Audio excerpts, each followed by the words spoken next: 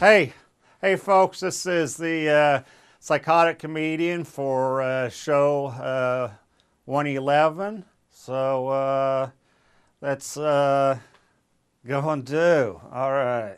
The other night I went to this bar in Indianapolis. It was called the Beef House. How about that?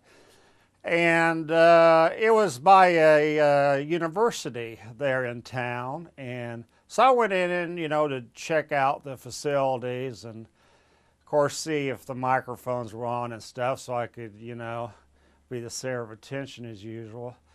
But I accidentally went in to the women's restroom by mistake, and all of a sudden I heard a young female voice, and she said, it was young, 19 something, and she says, "Hey, nasty girl, do you have some red lipstick for me?" And I turned around, she says, "Are you a guy or something?" And I said, "Oh, I'm so sorry." Then I was going to leave I started to leave. She says, "Well, no, stay for a second." She goes, "Sir, what is that big bulge there you got there?" And she says, "Can I take a look?" I said, "Yeah, sure." And she says, the comment she made says, "Well, that's way bigger than the college guys'." And she goes, "That thing's turning 3 colors simultaneously. Red, blue, and purple." And she goes, "Mister, do you care if I take that thing out and suck on it?" I go, "Well, yeah, sure." And I held off, shooting my load for 3 hours. How about that? And then finally, I came on young Miss Blonde, and she goes, "Thank you so much, sir." I said, "Well, why?" She says, now she's got some toothpaste to brush her teeth. All right. Hey. The other night, UPTV, I was at the laundromat, and I was there 15 minutes into doing my washing. A woman comes up to me and goes, "How many loads are you doing tonight, Paul?" I said, "About 4 or 5. She says, "You want to give me some loads tonight, big boy?" Well, let's just say, UPTV, that by the end of the night, she saved a whole lot of money on laundry detergent. All right. I'm sorry this show is starting a little late, UPTV, but I just got out of jail. It all happened last night about 10 o'clock. I had a Psychotic episode, and I thought I was one of those great ninja masters of the 1800s. It started out, the major, my neighbor downstairs. I walked down there, and he goes, "Hey, how you doing, Paul?" I said, "What, is that sarcasm?" And I'm like, knocked him out. And then I proceeded to the 7-Eleven to go get a Butterfinger. Well, I enter 7-Eleven, and this big, busty, vivacious, luscious brunette goes, "That'll be $1 cold hard cash, sir." I said, "I got some hard stuff for you, baby." And she goes, then I whip out my cock, and she goes, "That's the smallest thing I've ever seen." Then, I was in my ninja suit. Then I threw down, went on a puff of smoke, and went into the back. And I said, "Miss, it's not how big the sword is, it's what you do with it that counts." And well, UPTV, the night ended with 20 casualties and me being in jail in my ninja suit. All right. Here's things not to say. I do not say places. Things not to say at a Nudist Colony. "I really like your shirt, man. Where can I get one like that?" All right.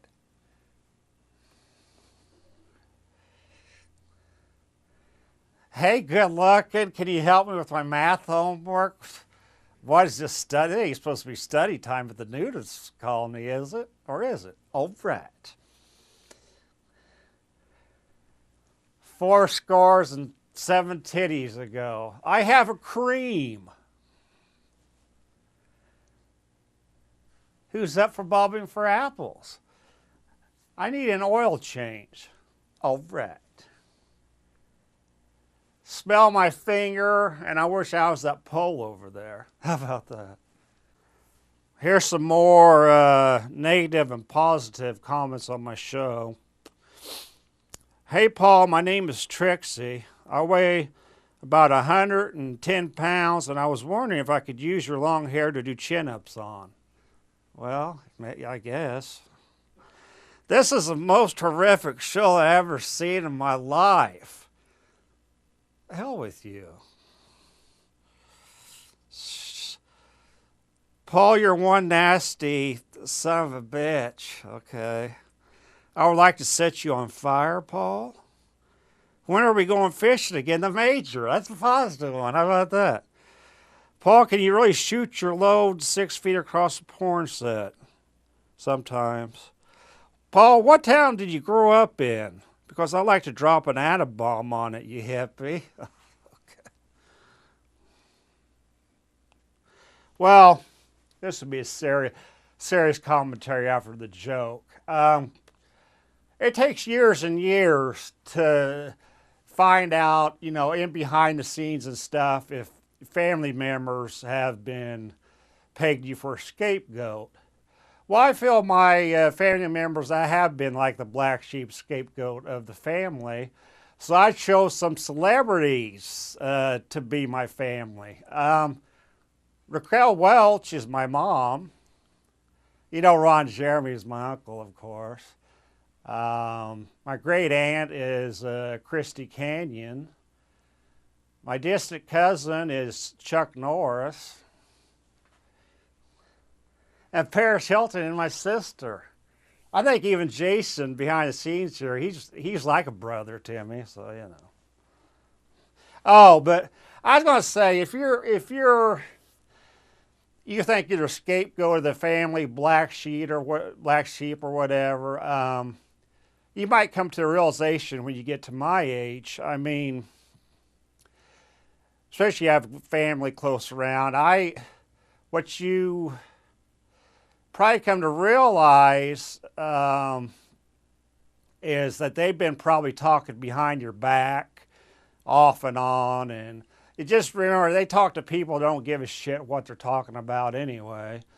But this, as far as me, I've really had no contact with my family for a lot of years, so it's easy for me. You know, I have a dad. You know, I keep in touch with him. But it's like one family member told me, he goes, you're not going to have us to talk to forever, Paul. I go, shit, I don't talk to any of you now anyway. So I said, you guys might as well just jump off the side of the cliff as far as I care. You know, that's me. I'm not bashing anyone else. That's just me, you know. But I'm saying, you know, it might be tough at first to cut them off totally.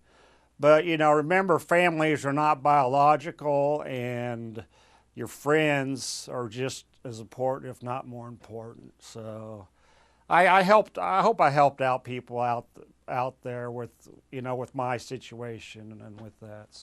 Well, UPTV, I have an untold secret. Back in the late 1800s, I was a foreign exchange student living in China with the Honglo family, Chinese family. I worked in a restaurant called the Hot Walk for the summer. And here's kind of how that went down. Here we go, Jason.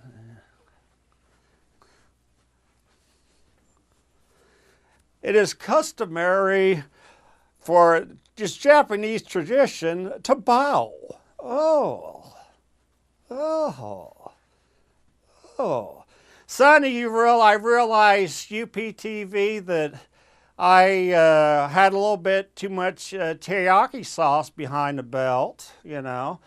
And then I realized, you know, that I was one of those, and I thought I was one of those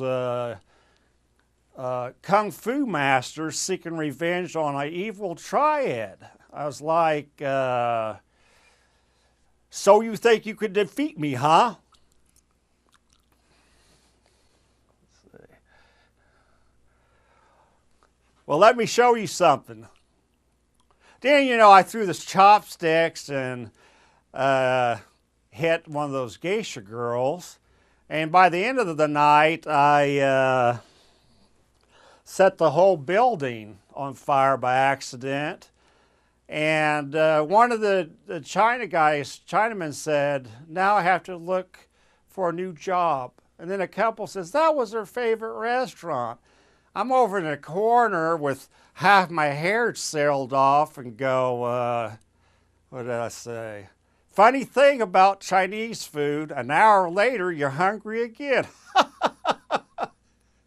That's the end of the show, folks. For number 111, as always, I like to thank Jason Leggett so much. Make a pretty good team. And also Dan, who's doing such a good job with switching the frames. Jake Shoemaker. I tell you, these are all great guys to work for. And, you know, Khalib, how you doing? Hope things are going well. I'm going to email you sometime. And thank you so much for continued support of viewers out there, for supporting the show and watching it. And this is, I'll just say one thing on the commentary about maybe also the family or whatever that makes you scapegoat. I say, you know, you can say anything to me you want. You can put me down or whatever, but if you take a swing at me, I need to do what I knew to get out of the situation. But anyway, this is a Psychotic Comedian bidding you adieu. All right.